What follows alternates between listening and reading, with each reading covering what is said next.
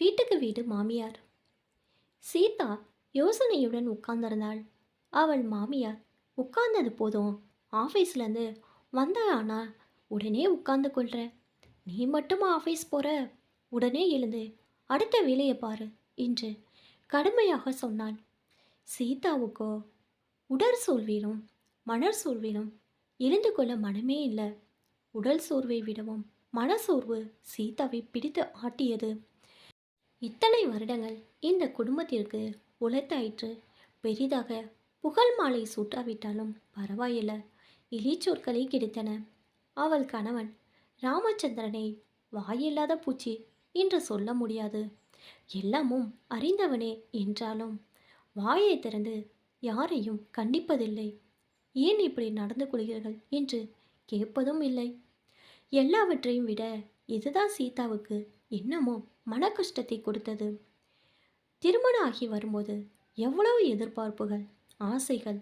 அவள் பிறந்த வீட்டில் வசதிக்கு குறைவு இல்லைதான் என்றாலும் அவள் நட்சத்திர காரணமாக மூத்த பிள்ளைக்கே கொடுக்க வேண்டி என்று அந்த காலகட்டத்தில் எல்லோரும் சொல்வார்கள். ஆகையால் தேடி தேடி அவளுக்கு கிடைத்தது ராமச்சந்திரன் தான். ராமச்சந்திரன் பெயருக்கு ஏற்றாற்போல் மனைவி மேல் ஆசை கொண்டவனே. அப்படி ஒன்றும் சாதாரண வேலை இல்லை. மத்திய அரசு அதிகாரியாகவே இருந்தான். நல்ல சம்பளம்தான். ஆனால் எல்லாமும் குடும்பத்தில் அடிபட்டு போய்விட்டது. ஆரம்பத்தில் சீதா இதையெல்லாம் பெரிதாக எடுத்துக்கொள்ளவே இல்லை. என்ன இருந்தாலும் நம் குடும்பம், நம் கணவர், நம் மாமனார் மாமியார், மைத்துனர்கள், நாத்தனார்கள் என்று நினைத்து கொண்டு அவளே தூண்டி தூண்டி ராமச்சந்திரனை தாராளமாக செலவு செய்ய வைத்தாள். அப்படியும் மாமியார் அவளை குற்றம் சொல்லாது இல்லை. நாத்தனார்கள் பங்குக்கு அவர்களும் ஏலி கிண்டல் செய்வார்கள். சீதா வேலைக்கு போய் கொண்டிருந்தாள். ஆனாலும் வீட்டில் எல்லா வேலையும் முடித்துவிட்டு தான் போக வேண்டும். நாள் கிழமை என்றாலோ, மாமனார் செய்து வந்த சிராதங்களின் போதோ அவள் அலுவலகத்துக்கு விடுமுறை போட்டுவிட்டு மாமியாருடன் கூடமாட ஒத்தாசை செய்ய வேண்டும். லீவு போட முடியவில்லை என்றெல்லாம் சொல்ல முடியாது. இதனால் அவளுக்கு விடுமுறை சேமிப்புகள் என்பதே இல்லாமல் போய்விடும். அவளுக்கே ஒரு தலைவலி, ஜுரம் என்று வந்தால் விடுமுறையே கிடைக்காமல் அலுவலகம் போய்தான் ஆக வேண்டும். அதோடு இல்லாமல் அவள் மாமனார் செய்யும் சிராதத்தின் போதெல்லாம் அவளுக்கு மாதாந்திர விலக்கு வராமல் பார்த்து கொள்ள வேண்டும். அதற்கென்ன, மாத விலக்கே தள்ளி போட்டே ஆக வேண்டும். சீதாவின் வீட்டிலோ அவள் ஒரே பெண். ஆகவே அவள் பெற்றோர் சீதாவின் மூலமாக பேரனையோ பேத்தியோ எதிர்பார்த்தார்கள். ஆனால் இந்த காரணங்களால் மட்டும் இல்லாமல் அவள் மாமியார் நடந்து கொண்ட முறையினாலும் சீதா கர்ப்பம் ஆவது என்னமோ தள்ளி போய்கொண்டே இருந்தது. கூடியவரை தன் பிள்ளையும் மருமகளும் தனியாயிருக்கும் சந்தர்ப்பங்களே அந்த அம்மாள் தவிர்த்தே வந்தாள். இவங்க பாட்டுக்கு குழந்தை பெற்றுக்கொண்டார்களானால் தான் அதை பார்த்துக்கொள்ளும் பொறுப்பு வரும். அதோடு இல்லாமல் இப்போது மாறி தன் மற்ற பெண் பிள்ளைகளுக்கு இவங்க செய்வாங்களா? என்ன இருந்தாலும் அவங்கவுங்க குழந்தை என்றால் தனிதானே. கூட பிறந்தவங்களுக்கு செய்வதில் சுணக்கம் காட்டினால் என்ன செய்வது? அவள் மாமியாரை பொறுத்த மட்டில் இதில் ஒன்றும் பெரிய அளவு கவலையெல்லாம் இல்லை. சீதாவுக்கு குழந்தை பிறந்தால் கொஞ்ச நாளைக்கு தான் அவள் அம்மா வீட்டில் இருப்பாள். அப்புறம் குழந்தையுடன் இங்கே வந்தால் விட்டுவிட்டு அலுவலக செல்வாள். தான் அல்லவோ அந்த குழந்தையுடன் மல்லு கட்ட வேண்டும். ஆகவே அவளுக்கு குழந்தை பிறந்தால் என்ன, பிறக்காவிட்டால் என்ன, நமக்கு நல்லதே என்றே எண்ணினாள். சீதாவின் மாமியார் மூத்த புள்ள குழந்தை இல்லாமல் இருந்தால் தான் அவன் கூட பிறந்தவர்களுக்கு நன்றாக செய்ய முடியும் என்பது சீதாவின் மாமியாரின் எண்ணம். சொல்லப்போனால் அவசரப்பட்டு கல்யாணம் பண்ணி கொண்டு விட்டான் என்றே சீதாவின் மாமியார் நினைப்பார். தான் மற்ற குழந்தைகளிடமும் அதையே சொல்லுவார். அதனால் அவர்களுக்குமே அண்ணாவிற்கு குழந்தை எதற்கு என்னும் எண்ணமே வேரூன்றி இருந்தது. வருடங்கள் உருண்டு ஓடின. சீதாவின் மைத்துனர்கள் படித்து நல்ல வேலைக்கும் வந்தாகிவிட்டது. கடைசி நாத்தனாருக்கும் மாமியார் விருப்பப்படி நிறைய சீர்வரிசைகளோடு நல்ல இடத்தில் திருமணமும் செய்து கொடுத்தாகிவிட்டது. வரிசையாக எல்லோருக்கும் குழந்தையும் பிறந்தாகிவிட்டது, சீதாவை தவிர. இத்தனை வருடங்களுக்குள் சீதாவும் ராமச்சந்திரனுமாக சேர்ந்து நகரின் நடு மையத்தில் ஒரு அழகான வீட்டையும் கட்டியிருந்தார்கள். குழந்தை செல்வம் இல்லை என்று ஆரம்பத்தில் சந்தோஷப்பட்ட அவள் மாமியாரோ இப்போது கடுமையான சொற்களால் அவளை நிந்தித்தாள். வாய்க்கு வாய் மலடி பட்டம் சுட்டி கொண்டிருந்தாள். இதனால் எல்லாம் சீதாவின் மனம் வேதனைப்பட்டது. சில சமயம் இதற்கு நானா காரணம் என்று கேட்டுவிட வேண்டும் என அவள் மனம் கொதிக்கும். ஆனாலும் வாய் திறக்கக்கூடாது என்று மௌனம் சாதித்தாள். அன்று சீதாவுக்கு அலுவலகத்தில் உடன் வேலை செய்பவர் யாருக்கோ கல்யாணம். அன்று மாலை திருமண வரவேற்பு. முதலில் கலந்து கொள்ள மனம் இல்லாமல் இருந்த சீதா தோழியரின் வற்புறுத்தல் காரணமாக தானும் போகலான்னு முடிவெடுத்து வீட்டுக்கு மதியமே சீக்கிரமாக வந்துவிட்டு மாலை வரவேற்பில் கலந்து கொள்ள ஆயத்தம் செய்ய வேண்டிய வீட்டுக்கு வந்திருந்தாள். வாசல் கதவு சாத்தியிருந்தாலும் தாளை போடவில்லை. என்ன இது என நினைத்த வண்ணம் கதவை திறந்து கொண்டு உள்ளே நுழைய போனவள் நடுக்கூடத்தில் படுத்திருந்த மாமியாரும் மாமனாரும் தன் பெயரை சொல்லிக்கொண்டு ஏதோ பேசிக்கொள்வதை கேட்க நேர்ந்தது. அவள் மாமியார் தன் கணவரிடம் ஆச்சு, கல்யாணம் ஆகி 15 வருடங்கள் ஆகிவிட்டது, இன்னமும் ஒரு புழு பூச்சி கூட முளைக்கல, இன்னும் எத்தனை நாட்கள் நம்ம ராமு இவளை சகித்து கொள்வான் என்று சொல்லி கொண்டிருந்தாள். அதற்கு அவர் கொடுத்த பதில் சீதாவை தூக்கி வாரி போட வைத்தது. எல்லாம் நானும் பார்த்துட்டு தான் இருக்கிறேன். இது விஷயமாக ஒரு நல்ல இடம் நம்ம வரது சொன்னான். அந்த பெண்ணின் ஜாதகம் கூட நம்ம ராமுவோட ஜாதகத்தோட நன்றாக பொருந்தி வருது. அதெல்லாம் பார்த்துட்டேன். பெண்ணையும் கோவிலே காட்டினான் வரது. அப்பா மட்டும்தான் இருக்கார், அம்மா இல்லையாம். அண்ணா மன்னி கூட இருக்காளாம். என்னமோ கல்யாணம் தட்டி தட்டி போகுதேன்னு அவளுக்கு ரொம்ப வருத்தமாம். அதான் ஒரே பொண்ணுன்னு கூட பார்க்காம நம்ம ராமுக்கு 2ஆம் தரமாக கொடுக்க கூட தயாராக இருப்பதாக சொல்லியிருக்கா. அதெல்லாம் பேசிட்டேன். ராமு கிட்ட சொல்ல வேண்டியதான் பாக்கி.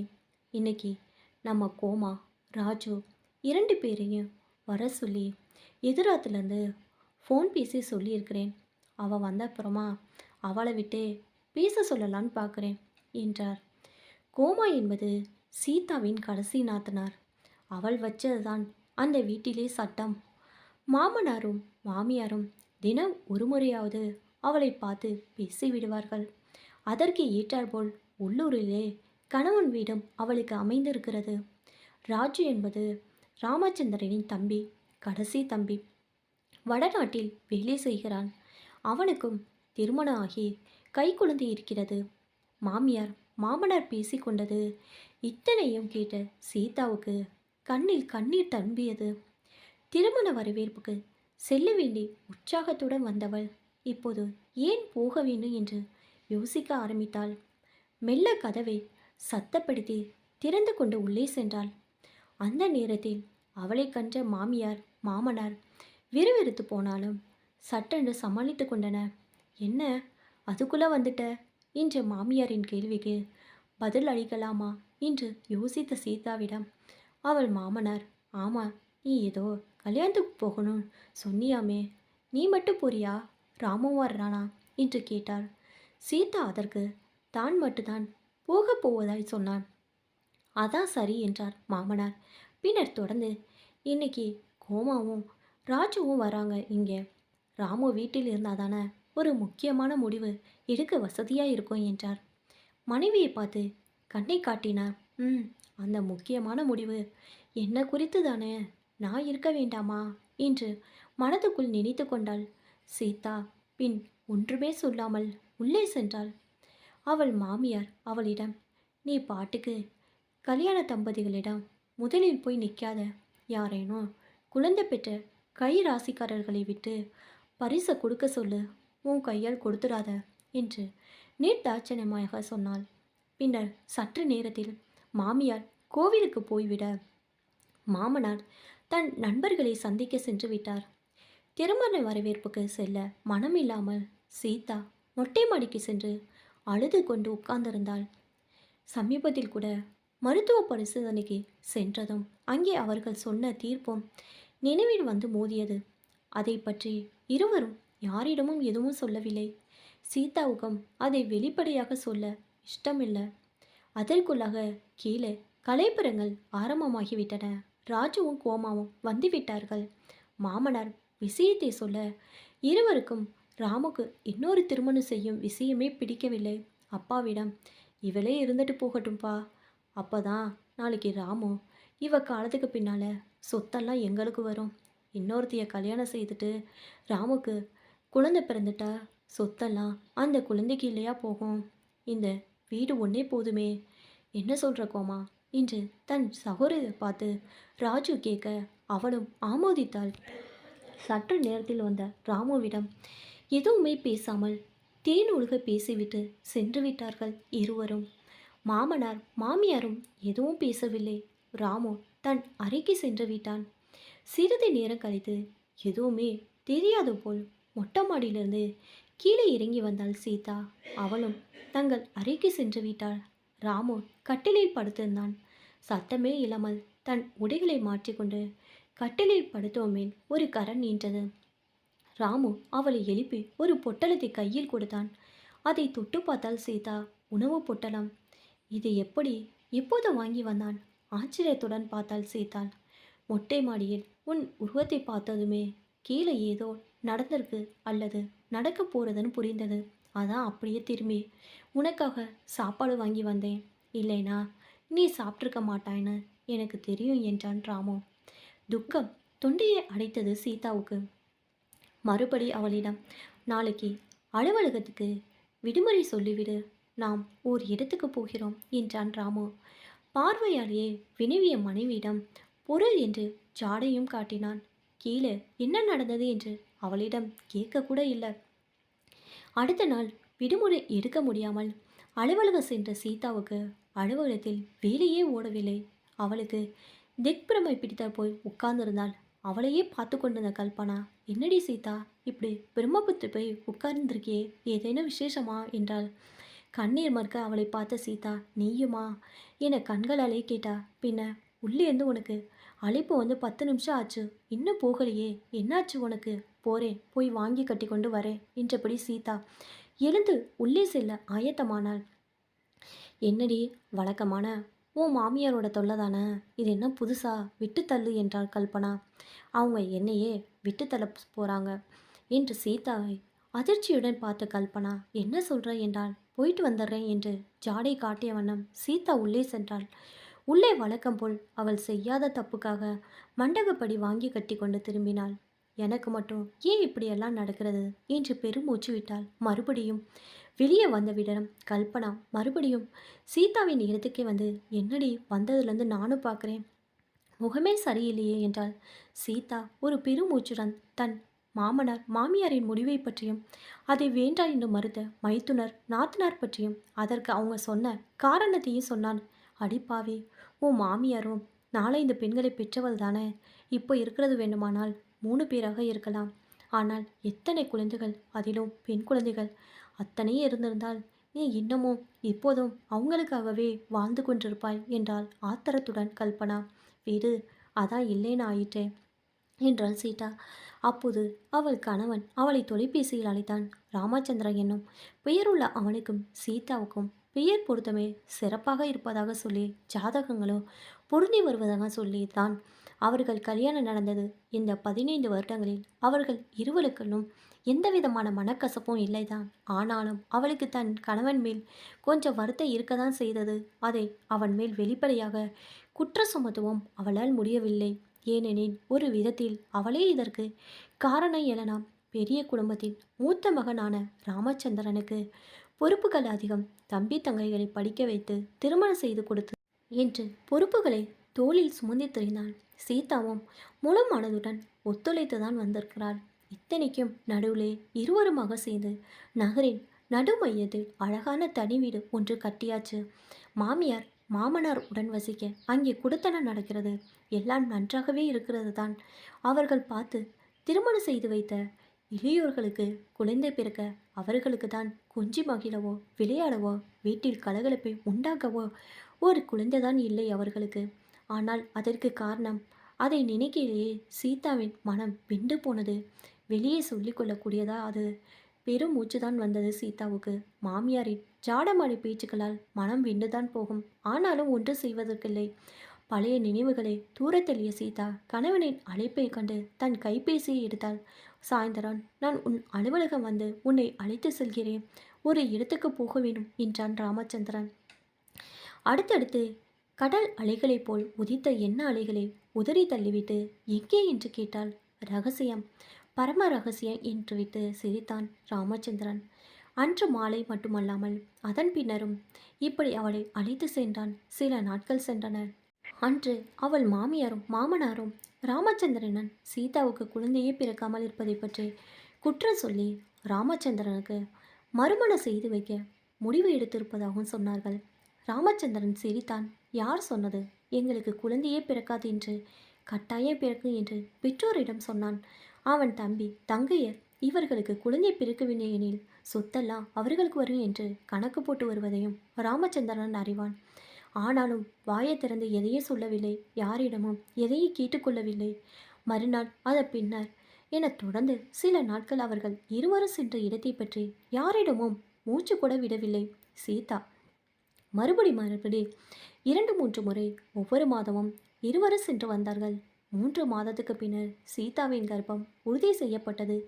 சீதா கொஞ்ச நாளைக்காவது பூர்ண ஓய்வில் இருக்க வேண்டும் என்று மருத்துவர்கள் கூறிவிட்டனர். ஆகவே அவளை தாய் வீட்டுக்கு அனுப்பிவிட்டான் ராமு. இங்கே ராமுவின் பெற்றோர்களுக்கும் உடன் பிறந்தவர்களுக்கும் முகத்தில் ஈ ஆடவில்லை. விரைவில் நல்ல பிள்ளை குழந்தைகளாக ராமுவுக்கு பிறந்தது. அன்று புண்ணியாக வசனம், குழந்தைக்கு பெயர் வைத்தல், தொட்டிலில் போடுதல் எல்லாம் நடந்தது. எல்லாரும் குழந்தையை பார்த்துவிட்டு ராமு மாதிரியே கண்கள் என்றும் சீதா மாதிரியே மூக்கு என்று சொன்னதோடு இல்லாமல் ராமுவின் அப்பா மாதிரியே குழந்தையின் உருவ அமைப்பு இருப்பதாகவும் பேசிக்கொண்டார்கள்.